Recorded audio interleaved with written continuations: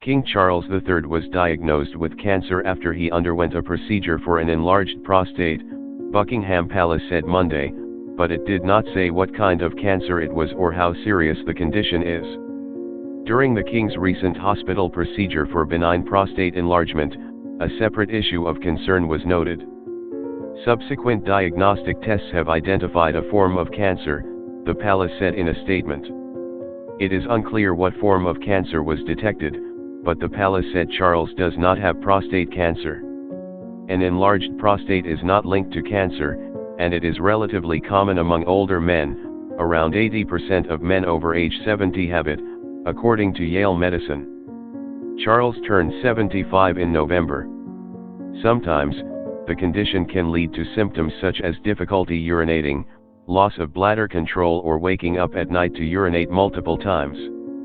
In such cases, doctors will often recommend a transurethral resection, a procedure to remove extra prostate tissue. They go in and they scrape some tissue so that you can pee better, because the problem with the prostate is it's sitting right at the base of the bladder and it can block urination, said Dr. William O., the Chief Medical Officer of the Prostate Cancer Foundation. Part of a transurethral resection involves inserting a scope, a tube with a camera at the end through the urethra. That way, doctors can see the prostate and know where to remove the tissue. The scope could detect cancer in nearby areas, such as the bladder or the urethra, said Dr. Christian Pavlovic, a professor of urology and oncology at Johns Hopkins School of Medicine. Sometimes you'll have a bladder tumor or something that's not symptomatic, and you'll just see it when you go in there, he said. A scope could also detect bloody urine,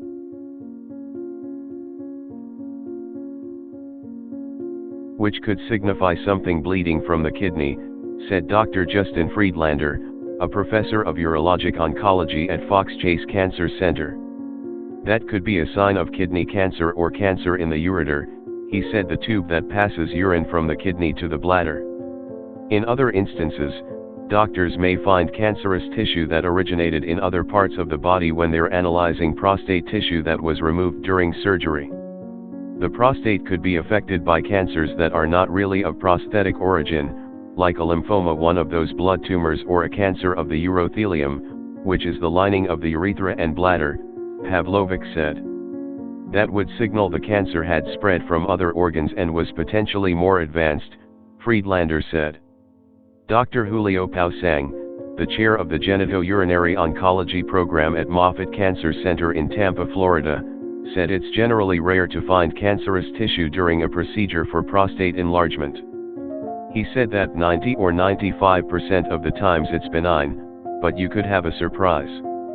Buckingham Palace did not specify Monday what kind of procedure Charles underwent for an enlarged prostate, but it has previously referred to it as corrective. Sometimes, instead of performing a transurethral resection, doctors will destroy excess prostate tissue with a laser or high heat, but those procedures are less common. According to Buckingham Palace, Charles arrived in London on Monday to begin regular outpatient treatments for cancer. His Majesty is grateful to his medical team for their expert care and swift intervention, is wholly positive about his treatment and looks forward to returning to full public duty as soon as possible, the palace said.